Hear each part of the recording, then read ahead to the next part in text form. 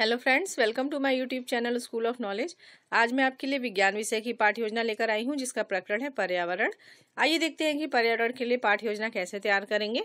इसमें हम सबसे ऊपर लिखते हैं पाठ्य योजना संख्या, फिर देते हैं छात्र अध्यापक या फिर छात्र अध्यापिका का नाम, फिर देंगे विद्यालय का नाम। विद्यालय का वो नाम होगा जहाँ पे आप ट्रेनिंग ले रहे हैं। उसके बाद हम इस तरह से एक टेबल बनाते हैं जिसके अंतर्गत इन 6 बिंदुओं को लिखा जाता है।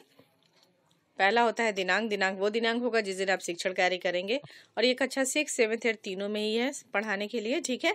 विषय विज्ञान है, उप विषय पर्यावरण विज्ञान, चक्र 1 और अवधि जो होती है 40 मिनट की है। ठीक है। उसके बाद हम देते हैं प्रकरण।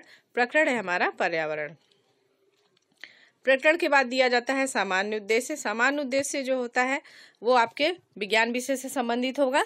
इसमें हम जो भी उद्देश्य लिखेंगे विज्ञान और पर्यावरण विज्ञान को ध्यान में रखते हुए लिखेंगे। तो इस तरह से हम 4 से 6 जो है सामान्य उद्देश्य जो है लिख देते हैं, ताकि पता चले कि हमें विज्ञान विषय को पढ़ाने से बच्चों को क्या क्या लाभ होगा। ठीक है। सामान्य उद्देश्य के बाद नंबर आता है विशिष्ट उद्देश्य का। विशिष्ट उद्देश्य जो होता है वो प्रकरण से संबंधित होता है, और इसके अंतर्गत जो है हम प्रकरण की विशेषता को बताएंगे 3 उद्देश्य के अंतर्गत, जिसमें पहला उद्देश्य है वो है ज्ञानात्मक उद्देश्य। नाम से स्पष्ट है, ज्ञानात्मक मतलब जानकारी देना, ज्ञान प्रदान करना। इसके अंतर्गत हम लिखते हैं कि छात्र पर्यावरण के बारे में जान सकेंगे, और दूसरा पॉइंट देते हैं कि छात्र पर्यावरण के प्रकार के बारे में जान सकेंगे। फिर दूसरा विशिष्ट उद्देश्य होता है वो है बोधात्मक उद्देश्य। इसके अंतर्गत हम लिखते हैं कि बोधात्मक मतलब बच्चों को बोध हो सकेगा, उनको जानकारी होगी, उनको ज्ञान होगा। तो इसमें हम लिखेंगे कि छात्र पर्यावरण के प्रकार को समझ सकेंगे, और दूसरा पॉइंट देते हैं कि छात्र पर्यावरण के घटकों को जान सकेंगे। तो इस तरह से हम ये 2 पॉइंट दे देते हैं। उसका तीसरा पॉइंट है क्रियात्मक उद्देश्य का। तो इसके अंतर्गत लिखते हैं कि छात्र पर्यावरण को परिभाषित कर सकेंगे, और छात्र जैविक तथा अजैविक पर्यावरण में अंतर कर सकेंगे। ठीक है। उसके बाद तीसरा पॉइंट देते हैं कि छात्र प्राकृतिक तथा सामाजिक पर्यावरण से लोगों को परिचित करा सकेंगे। ठीक है। ये 3 पॉइंट हमने दे दिया क्रियात्मक उद्देश्य। उसके बाद हमने नंबर आता है सहायक सामग्री का, जिसमें लिखते हैं कि पर्यावरण के घटकों को प्रदर्शित करता चार्ट पेपर, लपेट श्यामपट्ट, संकेतक आदि। और पूर्व ज्ञान में देते हैं कि बच्चों को अपने आसपास उपस्थित पौधे, पेड़ पौधे, पशु पक्षियों आदि के बारे में सामान्य जानकारी है। उसका नंबर आता है प्रस्तावना प्रश्न का। प्रस्तावना प्रश्न जैसा कि आपको पता होगा कि प्रस्तावना प्रश्न के माध्यम से जो है हम प्रकरण निकलवाते हैं, और प्रकरण निकालने के लिए इस तरह से एक टेबल बनाना पड़ता है जिसमें ये 3 कॉलम होते हैं। तो इसमें शिक्षिका पहला प्रश्न करती है बच्चों से कि हम सब किस ग्रह पर रहते हैं। ठीक है। तो बच्चे क्या आंसर करेंगे कि हम सब पृथ्वी ग्रह पर रहते हैं। फिर बच्चों ने जो आंसर किया उसको लेके हमने न्यू प्रश्न तैयार किया कि अच्छा, तो पृथ्वी ग्रह को और किस नाम से जाना जाता है। तो बच्चे बताएंगे कि पृथ्वी ग्रह को नीला ग्रह भी कहा जाता है। ठीक है। तो हम फिर आप आंसर को लेके फिर नेक्स्ट क्वेश्चन तैयार करेंगे कि पृथ्वी को नीला ग्रह क्यों कहते हैं। तो आप बच्चे क्या आंसर करेंगे, नीला ग्रह क्यों कहते हैं, उन्होंने पढ़ा हुआ है इसको, तो बताएंगे कि पानी या जल की अधिकता के कारण जो है इसे नीला ग्रह भी कहा जाता है। ठीक है। फिर पानी और जल की अधिकता का इसको लेके हम नेक्स्ट पॉइंट बनाएंगे कि पृथ्वी पर जल के अलावा और क्या क्या उपस्थित होता है। तो बच्चे आंसर कर देंगे कि पेड़ पौधे, पशु पक्षी, मनुष्य, इमारतें आदि उपस्थित होती हैं। उसके बाद जो है इसको लेके हम इस वाले आंसर को लेके हम नेक्स्ट प्रश्न तैयार करेंगे कि पर्वत, पेड़ पौधे, मनुष्य तथा पशु पक्षी, इमारतें आदि सब मिलकर क्या बनाते हैं। तो बच्चे क्या करेंगे, बताएंगे कि वो पर्यावरण बनाते हैं। बच्चे यहाँ पे मौन भी हो सकते हैं और बच्चे आंसर भी कर सकते हैं। इनकेस बच्चे अगर मौन हो जाते हैं तो आपका समस्यात्मक यही हो गया, तो आप उद्देश्य कथन कर देंगे। इनकेस अगर बच्चे बता देते कि नहीं उसे पर्यावरण कहते हैं, तो आप उसको लेके फिर नेक्स्ट प्रश्न तैयार करिएगा कि पर्यावरण के बारे में आप क्या जानते हैं। तो अब क्या हो जाएगा, बच्चे मौन हो जाएंगे और ये समस्यात्मक हो जाएगा। ठीक है। फिर आप क्या करेंगे, उद्देश्य कथन करेंगे कि छात्रों, आज हम लोग विज्ञान विषय के अंतर्गत पर्यावरण नामक पाठ का विस्तृत अध्ययन करेंगे। उसका नंबर आता है पाठ प्रस्तुतिकरण का। पाठ प्रस्तुतिकरण के लिए इस तरह से एक टेबल बनाते हैं। देखिए 5 कॉलम है इसमें।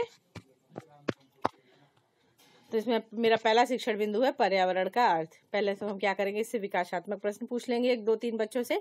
तो पहले से पहला हमने पूछ लिया कि हमारी मूलभूत आवश्यकताएं कौन कौन सी है। तो बच्चे आंसर कर देंगे कि भोजन, कपड़ा, मकान। फिर पूछेंगे हम कि ये तीनों चीजें जो भोजन, कपड़ा, मकान है, हमें कहाँ से प्राप्त होता है।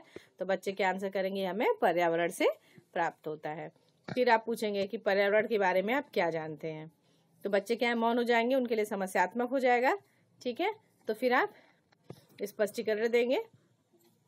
पर्यावरण शब्द परि तथा आवरण 2 शब्दों से मिलकर बना है। परि का अर्थ चारों ओर तथा आवरण का अर्थ है घेरा अर्थात हमारे चारों ओर जो भी दिखाई देता है, जैसे हवा, पानी, मिट्टी, धूप, पेड़ पौधे, जीव जंतु, मनुष्य तथा अन्य वस्तुएं आदि सभी पर्यावरण का हिस्सा हैं।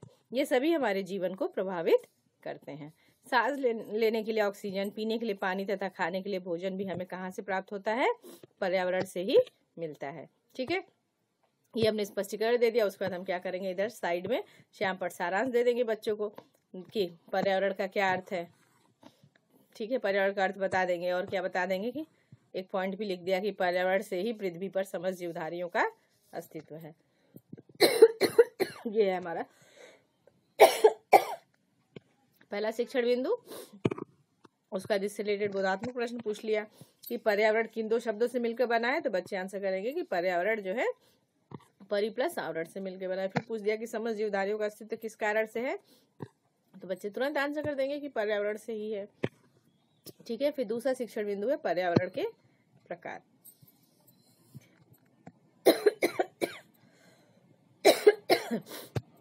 तो इसमें पहला विकासात्मक प्रश्न पूछ लिया कि परि से क्या तात्पर्य है, तो बच्चे बता देंगे कि परि का तात्पर्य है चारों ओर। फिर दूसरा प्रश्न पूछा कि पर्यावरण के अंतर्गत कौन कौन आता है, तो बच्चे बता देंगे कि पेड़ पौधे, पशु पक्षी, मनुष्य आदि जो भी उनको समझ में आएगा सब बताएंगे। ठीक है, फिर आपका अगला प्रश्न होगा कि अच्छा पर्यावरण कितने प्रकार का होता है। तब यहाँ पे क्या होगा, बच्चे मौन हो जाएंगे। जब मौन हो जाएंगे, समस्यात्मक हो गया, तो आप क्या करेंगे, स्पष्टीकरण देंगे कि पर्यावरण को मुख्यतः दो भागों में बांट सकते हैं। पहला प्राकृतिक या भौतिक पर्यावरण और दूसरा है मानवीय या सामाजिक पर्यावरण। तो हम पहले बताते हैं भौतिक या प्राकृतिक पर्यावरण क्या होता है, उसके बारे में चर्चा कर लेते हैं। इसके अंतर्गत पर्यावरण का वह हिस्सा आता है जो प्रकृति हमें प्रदान करती है, मतलब प्रकृति हमें खुद देती है, जैसे जल, हवा, मिट्टी, पेड़ पौधे, जीव जंतु, सूर्य, नदी, पहाड़ आदि। प्राकृतिक पर्यावरण को दो भागों में बांटा गया, जैविक पर्यावरण और अजैविक पर्यावरण। मतलब हमें प्रकृति से मिलने वाली चीजें हो गई प्राकृतिक पर्यावरण के अंतर्गत। दूसरा है मानवीय पर्यावरण। देखिए इसके अंतर्गत क्या आता है, सामाजिक पर्यावरण का निर्माण मानव प्राकृतिक पर्यावरण की सहायता से करता है। मतलब ये कौन बनाया, इसे मानव ने बनाया है। उदाहरण क्या है, शहर हो गया, रेल, मोटर, अस्पताल, विद्यालय, कारखाने आदि, ये सब क्या है, सामाजिक पर्यावरण के अंग है। ठीक है, उसके बाद हम श्यामपट्ट पे कुछ टॉप पॉइंट लिख देंगे पर्यावरण से रिलेटेड, पर्यावरण के प्रकार से रिलेटेड कि पर्यावरण के प्रकार, पर्यावरण दो प्रकार के होते हैं, प्राकृतिक पर्यावरण तथा मानवीय पर्यावरण। ठीक है, उसके बाद दे दिया कि जैविक पर्यावरण के अंतर्गत क्या क्या आता है। जैविक पर्यावरण के अंतर्गत सभी प्रकार के जीव जंतु, मनुष्य और पेड़ पौधे आते हैं। और अजैविक पर्यावरण में क्या है, अजैविक पर्यावरण भूमि, जल और वायु से मिलकर बना है। ठीक है, तो ये बांटा था ना जैविक पर्यावरण को जैविक और अजैविक में, तो दोनों के बारे में बता दिया, श्यामपट्ट पे लिख के दिखा दिया। और मानवीय पर्यावरण के लिए यहाँ लिख के दिखा दिया कि मेला, उत्सव, नृत्य, कला, संगीत, रीति रिवाज आदि सामाजिक पर्यावरण का अंग है। तो ये हो गया आपका दूसरा शिक्षण बिंदु। फिर इससे रिलेटेड बोधात्मक प्रश्न पूछ लिया कि जीव जंतु, पहाड़, धूल, मनुष्य आदि किस पर्यावरण के अंतर्गत आते हैं, तो बच्चे के आंसर करेंगे प्राकृतिक पर्यावरण के अंतर्गत आते हैं। फिर पूछा कि सामाजिक पर्यावरण का उदाहरण बताइए, तो बच्चे तुरंत आंसर कर देंगे कि जो मनुष्यों द्वारा बनाई गई चीजें हैं वो सामाजिक हो गई, तो स्कूल है, मंदिर है, कारखाने हैं, हॉस्पिटल आदि, वो आंसर कर देंगे। ठीक है, उसके बाद हमारा तीसरा शिक्षण बिंदु शुरू होता है। तीसरा शिक्षण बिंदु है पारितंत्र या पारिस्थितिकी तंत्र। फिर से रिलेटेड विकासात्मक प्रश्न पूछ लिया कि प्राकृतिक पर्यावरण के दो मुख्य घटक कौन कौन से हैं, तो बच्चे आंसर कर देंगे क्योंकि ऊपर पढ़े हुए हैं जैविक और अजैविक। फिर पूछा कि जैविक घटक के कुछ उदाहरण बताइए, तो प्रकृति से प्राप्त होने वाले घटक जैविक घटक हैं, तो पेड़ पौधे, जीव जंतु जिसमें जीवन है। ठीक है, फिर तीसरा प्रश्न पूछ लिया कि वह तंत्र जिसके अंतर्गत जैविक तथा अजैविक घटक परस्पर क्रिया करके साथ में रहते हैं क्या कहलाते हैं। अब क्या हो गया, ये चीज समस्यात्मक हो गई। जब समस्यात्मक हो गई तो शिक्षिका क्या करेगी, स्पष्टीकरण देगी। वह तंत्र जिसके अंतर्गत जैविक तथा अजैविक घटक परस्पर क्रिया करके साथ में रहते हैं पारितंत्र या पारिस्थितिकी तंत्र कहलाता है। इसके अंतर्गत हरे पेड़ पौधे सौर ऊर्जा का प्रयोग करके अपना भोजन स्वयं बनाते हैं और स्वपोषी कहलाते हैं। आप लोग आगे भी पढ़ेंगे। इन हरे पेड़ पौधों से अपना भोजन प्राप्त करने वाले जीव शाकाहारी जीव कहलाते हैं।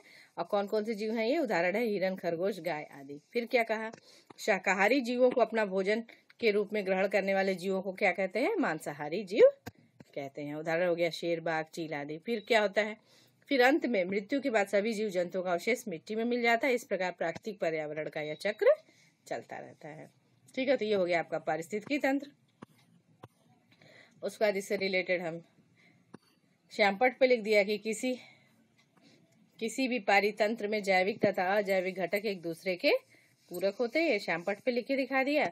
और क्या लिख दिया कि उत्पादक है, कैसे बना हुआ है ये पारिस्थितिकी तंत्र, कैसे चलता है। ये फर्स्ट नंबर पे क्या है, उत्पादक, फिर प्रथम श्रेणी के उपभोक्ता, द्वितीय श्रेणी के उपभोक्ता और तृतीय श्रेणी के उपभोक्ता। उसके लास्ट नंबर क्या आता है, अपघटक का। अपघटक क्या किया, मिट्टी मिला दिया तो बाद ये क्या चले जाते हैं, डिग्रेड होके फिर से उत्पादक के पास चले जाते हैं। मिट्टी में कौन उगता है, उत्पादक यानी कि हरे पेड़ पौधे। तो इस तरह से एक साइकिल चलती रहती है। ठीक है, तो ये हो गया आपका पारिस्थितिकी तंत्र। उसके बाद इससे रिलेटेड बोधात्मक प्रश्न पूछ लिया कि हरे पौधे क्या कहे जाते हैं, तो हरे पौधे बच्चे आंसर कर देंगे कि ये स्वपोषी कहे जाते हैं। फिर दूसरा प्रश्न पूछ लिया कि शाकाहारी जंतुओं को भोजन के रूप में ग्रहण करने वाले जीव को क्या कहते हैं, तो बच्चे क्या आंसर कर देंगे, उन्हें मांसाहारी जंतु कहते हैं। ठीक है, उसके बाद इससे रिलेटेड पुनरावृत्ति प्रश्न पूछ लिया। पुनरावृत्ति प्रश्न जो होगा आपके तीनों ही शिक्षण बिंदु से एक एक प्रश्न होगा। तो हमने पहला प्रश्न पूछ लिया कि पर्यावरण से क्या तात्पर्य है, दूसरा पूछ लिया पर्यावरण को मुख्य रूप से कितने भागों में बांटा गया, और तीसरा पूछ लिया कि पारितंत्र से आप क्या समझते हैं। अब ज्यादातर कोशिश करते हैं कि जो पुनरावृत्ति प्रश्न में जो वही प्रश्न रखे जाएं जो हमने श्यामपट्ट सारांश पे दे रखे हैं, ताकि हम जब दिखाएंगे बच्चों को तो तुरंत आंसर भी बच्चों को मिल जाएगा। ठीक है, उसके बाद हम इससे मूल्यांकन प्रश्न पूछ लेंगे। इससे रिलेटेड मूल्यांकन प्रश्न पूरा ही जो आपने शिक्षण बिंदु पढ़ाया है, तीनों ही शिक्षण बिंदु से कहीं से भी कोई भी क्वेश्चन हो सकता है। इससे पता चलता है कि बच्चे आपकी बात को कितने ध्यान से सुन रहे हैं। तो इसमें जो है पहला प्रश्न पूछ लिया कि परि तथा आवरण शब्द का अर्थ बताइए। दूसरा है प्राकृतिक पर्यावरण को और किस नाम से जानते हैं। तीसरा दे दिया कि सामाजिक पर्यावरण किसके द्वारा निर्मित होता है। फिर पूछा कि हिरण, खरगोश, गाय आदि उत्पादक हैं या उपभोक्ता हैं। और फिर बोल दिया कि कुछ मांसाहारी जीवों के नाम बताए। तो इस तरह से हम कुछ बच्चों से मूल्यांकन के प्रश्न पूछ लेते हैं। उसका नंबर आता है श्यामपट्ट सारांश का। तो श्यामपट्ट सारांश में हमने जो बताया कि वही चीजें शिक्षण बिंदु का ही जो रहता है उसी का शॉर्टकट में लिखते हैं। तो हमने क्या किया, पर्यावरण का अर्थ दे दिया पहले। तो फिर पर्यावरण दो शब्दों से मिलकर बना, आप चाहे तो एरो के हिसाब से डाल के भी बना सकते हैं। पर्यावरण को परि प्लस आवरण, परि का अर्थ बता दिया चारों, और आवरण का अर्थ है ढका हुआ या घेरा हुआ। ठीक है, और जैसे कि क्या हमारे चारों क्या दिखाई देता है, हवा, पानी, मिट्टी, धूप, पेड़ पौधे, जीव जंतु, ये सब जो चीजें दिखाई देती हैं ये सब क्या है, पर्यावरण का हिस्सा है। ठीक है, फिर दूसरा पॉइंट दे दिया पर्यावरण के प्रकार में। तो पर्यावरण कितने प्रकार का हो गया, पर्यावरण दो प्रकार का हो गया, प्राकृतिक पर्यावरण और मानवीय पर्यावरण। ठीक है, और प्राकृतिक में जैविक और अजैविक आ गए, मानवीय पर्यावरण में भौतिक और सांस्कृतिक आ गया। अजैविक पर्यावरण के अंतर्गत और क्या क्या आता है, स्थल मंडल, जल मंडल और वायुमंडल आता है। अजैविक पर्यावरण में कौन कौन आता है, पादप और जंतु आते हैं। तो ये बता दिया। ठीक है, फिर तीसरा पॉइंट था पारिस्थितिकी तंत्र या पारितंत्र। उसके बारे में उसका डेफिनेशन दे दिया कि वह तंत्र जिसके अंतर्गत जीवमंडल में रहने वाले जीव जंतु, मनुष्य, पेड़ पौधे तथा सूक्ष्म जीव आपस में एक दूसरे से मिलकर प्रतिक्रिया कर सामंजस्य रखते हैं, पारिस्थितिकी तंत्र कहलाते हैं। तो ठीक है, ये डेफिनेशन हो गया। उसका नंबर आता है गृह कार्य का। तो गृह कार्य में आप दे दीजिए कि पर्यावरण का क्या अर्थ है तथा यह कितने प्रकार का होता है, याद करके आना है। तो फ्रेंड्स, ये था हमारा पर्यावरण। फ्रेंड्स, आपको मेरी पाठ योजना कैसी लगी कमेंट करके जरूर बताइएगा। अगर आपको मेरी ये योजना अच्छी लगी है तो प्लीज़ इसे लाइक करें, शेयर करें और मेरे चैनल को सब्सक्राइब करें। नेक्स्ट वीडियो में आपसे फिर मुलाकात होगी, तब तक के लिए आप अपना ध्यान रखें। Take care, bye.